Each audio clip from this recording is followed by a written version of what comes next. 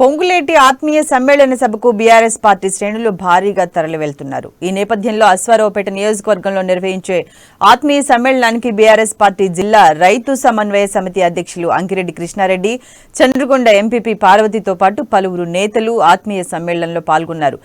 అయితే ప్రస్తుతం వీరు ఆత్మీయ సమ్మేళనంలో పాల్గొనడం చర్చనీయాంశంగా మారింది.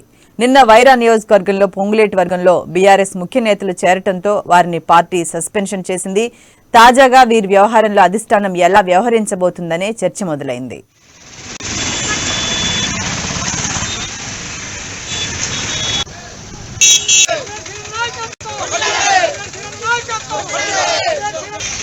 ఈ రోజున పొంగులేటి గారి యొక్క పిలుపు మేరకు మరి ఆయన ఆత్మీయ సమ్మేళన కార్యక్రమం ఈ రోజున పెట్టుకోవడం జరిగింది.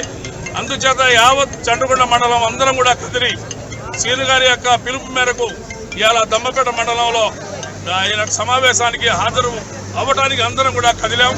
మరి అందరికి కదిలే వాళ్ళు ఉన్నారు. చాలా మంది ఈ మండలం నుంచి మరి ఆయన పిలుపు మేరకు ఇవాళ బయలుదేరి వెళ్తా ఉన్నాం. ఇది విజయవంతం కావాలని చెప్పేసి కోరుకుంటున్నాం. ఇవాళ 900 మందితో బయలుదేరుతా ఉన్నాం.